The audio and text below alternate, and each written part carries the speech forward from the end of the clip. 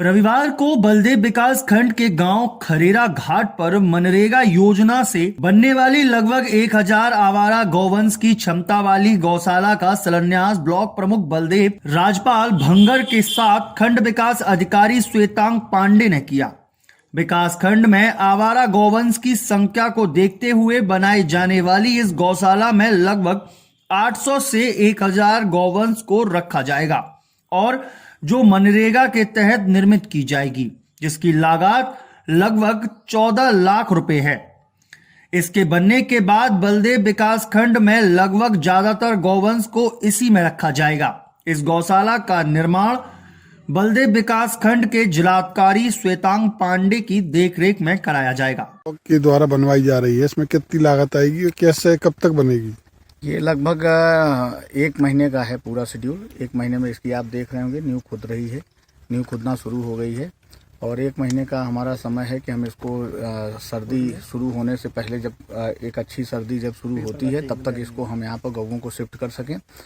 और इसकी जो पूरी लागत है ये लगभग 14 लाख रुपए है। 14 लाख रुपए में ये पूरा लगभग हमारा जो 650 स्क्वायर फीट कवर्ड एरिया है और जिसमें 29 पिलर लग रहे हैं, तो बहुत ही अच्छा मजबूत काम हो रहा है और ये स्थायी तरीके का काम हो रहा है कि आगे चलेगा। इसके साथ ही साथ इसमें भविष्य में इसमें लड़ौनियाँ भी बनेंगी खाने के लिए, भूसा बैंक भी बनेगा आगे और इसके बाद इसकी चहरदीवाली, इसकी चारों तरफ इसको तार फेंसिंग करा के इसको बिल्कुल सुरक्षित किया जाएगा। और साथ ही ये जमुना तट पर है, तो जमुना तट पर एक बढ़िया गौवंश आश्रय स्थल स्थापना का जो हमारे जिला प्रशासन का ध्येय है, हमारे जिलाधिकारी महोदय का निर्देश है। और साथ ही साथ किसान यूनियन ने सतत रूप से इस पर प्रयास किया। हमारे प्रमुख जी का निर्देश था कि इस तरह के कार्य किए जाएं, तो आज प्रमुख जी के हाथों से इसका उद्घाटन करा के हमने ये कार्य प्रारंभ किया है। 1 महीने में यहाँ पर सभी गौवंश स्थापित करना शुरू कर दिया जाएगा। जी प्रमुख जी बताइए, आज जो शिलान्यास किया गया किस चीज़ का किया गया? आज ये जो शिलान्यास किया गया है, हमारे किसान यूनियन के जिला अध्यक्ष हमारे छोटे भाई राजकुमार तोमर जी ने जो यहाँ अनशन भी किया था और ये विशेष मांग रखी थी, उस मांग के आधार पर यहाँ खड़ेरा घाट पर ये गौशाला का जो है यहाँ शिलान्यास किया गया है और इसका क्षेत्रफल लगभग 650-700 स्क्वायर फीट होगा। मैं समझता हूँ इससे इस एरिया के जितने भी गौवंश हैं उनको यहाँ 1000 से 800 गौवंश यहाँ रह सकेंगे, जिनकी देखरेख हो सकेगी। इसको देखते हुए अपने बलदेव ब्लॉक के लिए ये बहुत ही अच्छा सराहनीय कार्य हुआ है। मैं चाहूँगा कि ऐसे कार्य हमेशा जो है होते रहे और जनता की सेवा होती रहे। कोसी कला में आज रक्तदान फाउंडेशन ने 8वां रक्तदान शिविर का आयोजन किया। इस आयोजन का शुभारंभ उत्तर प्रदेश सरकार के कैबिनेट मंत्री चौधरी लक्ष्मी नारायण सिंह द्वारा किया गया। यह शिविर उन लोगों की याद में लगाया गया है जो कोरोना महामारी में कोसी के कुछ समाजसेवी अपनी जान गंवा चुके हैं। उनकी याद में यह कैंप लगाया गया है। रक्तदान फाउंडेशन के पदाधिकारियों ने चौधरी लक्ष्मी नारायण का स्वागत भी किया, साथ ही एक स्मृति चिन्ह देकर उनका सम्मान किया। इसके उपरांत जिन लोगों ने रक्तदान किया है उनको भी सम्मानित किया गया, जिससे उनका आत्मविश्वास और बढ़े और वह अन्य लोगों की भी मदद कर सकें। रक्त सेवा फाउंडेशन के माध्यम से आज कोसी कला में यह 8वां रक्तदान शिविर लगाया जा रहा है, जिसमें मुख्यमंत्री माननीय मंत्री चौधरी लक्ष्मी नारायण जी को रखा गया है। अभी वो कुछ ही देर में आने वाले हैं। Life care charitable blood bank Mathura के यहाँ ब्लड बैंक है, जहाँ पर ये ब्लड स्टोर होगा। रक्त सेवा फाउंडेशन इस तरह के कैंप लगाने के बाद उन रक्त को उस जगह सेव करते हैं। सेव होने के बाद में अब जब भी भविष्य में किसी को ज़रूरत पड़ती है तो हेल्पलाइन नंबर 96 90 60 6000 पर कॉल आती है। 99 97 38 71 04 पर कॉल आती हैं और उसके बाद उन संबंधित परिजनों को ब्लड दिलवा दिया जाता है। ब्लड के अलावा प्लेटलेट की भी सेवाएं रक्त सेवा फाउंडेशन के माध्यम से की जाती हैं। और इस कोरोना काल में प्लाज्मा डोनेशन आप सभी ने देखा होगा, उसके लिए भी प्लाज्मा डोनर ग्रुप बना करके और प्लाज्मा की सेवाएं की गई थी। आज इस 8वें ब्लड डोनेशन कैंप के माध्यम से मैं अपने सभी युवा साथियों को ये संदेश भी देना चाहूँगा कि रक्तदान करने से हमारे शरीर को 501 तरह के लाभ होते हैं। रक्तदान करने वाले व्यक्ति का कभी हार्ट फेल नहीं होता। रक्तदान करने वाले व्यक्ति के लीवर और किडनी स्वस्थ बने रहते हैं जो लगातार रक्तदान करते हैं। ऐसा नहीं है आपने एक बार रक्तदान कर लिया उसके बाद आप बोल रहे हैं कि मुझे कुछ नहीं होगा। हर 3 से 4 महीने में आप रक्तदान करते हैं तभी आप पूरी तरह से स्वस्थ बने रहते हैं।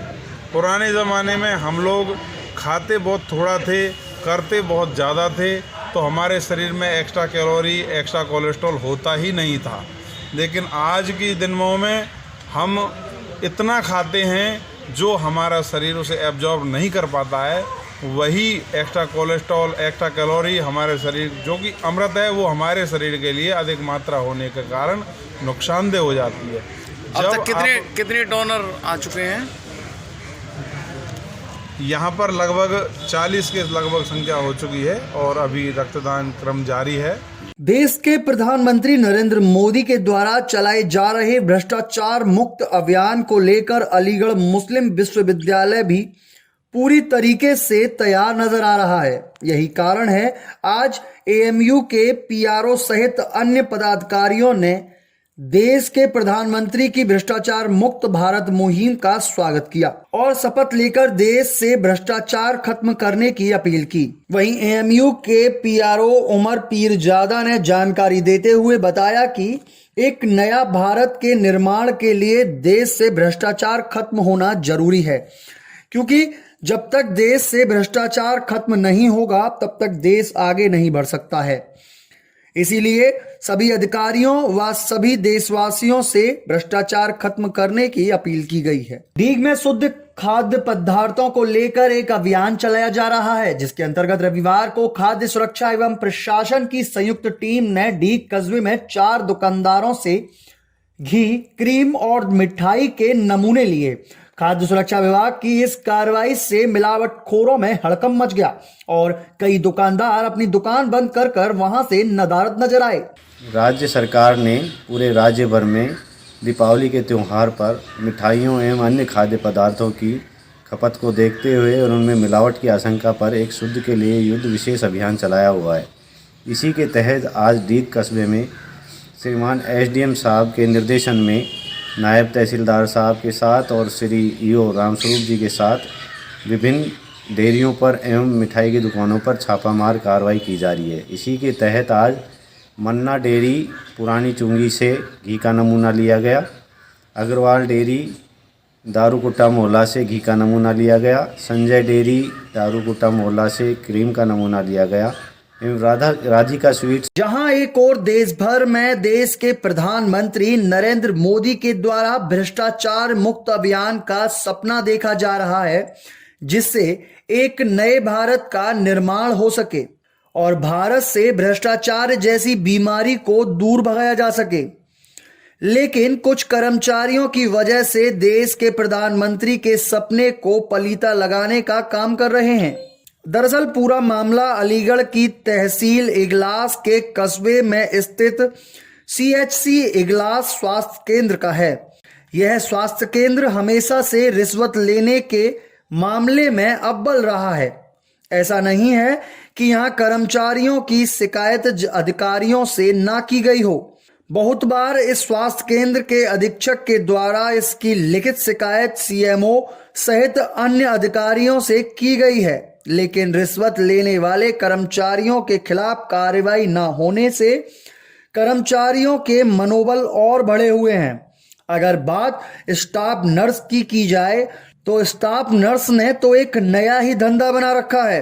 गर्भवती महिलाओं से डिलीवरी के नाम पर जमकर उगाई की जाती है।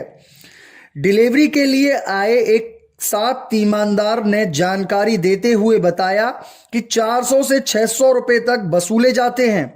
साथ ही प्राइवेट मेडिकल की दवाएं मरीजों को लिखी जाती हैं, जिससे बाहर से कमीशन मिल सके। आखिर कब तक चंद पैसों के लिए आम गरीब जनता के साथ रिश्वतखोरी का खेल चलता रहेगा? वहीं पूरे मामले में सीएचसी अध्यक्ष रोहित गोयल ने जानकारी देते हुए बताया, आपके यहाँ किसी को डिलीवरी हुई है? हाँ भई है। किसको? मेरी देवरानी के। तो यहाँ आपसे कोई पैसा वैसा लिया गया? हाँ पैसा ले 600 रुपये ले लें रात। किसने लिए थे? आरती ने। क्या कह करके लिए थे पैसे? अब जी तो मैं तो आई हूँ पीछे पर मेरी बुढ़िया पे थे, ले लें 600 रुपये। तो तुम्हारे यहाँ कोई डिलीवरी हुई थी? हाँ सुबह हुई है। सवेरे हुई है 6 सुबह हुई बजे। है? हाँ क्या हुआ है? 6 लड़की गई है।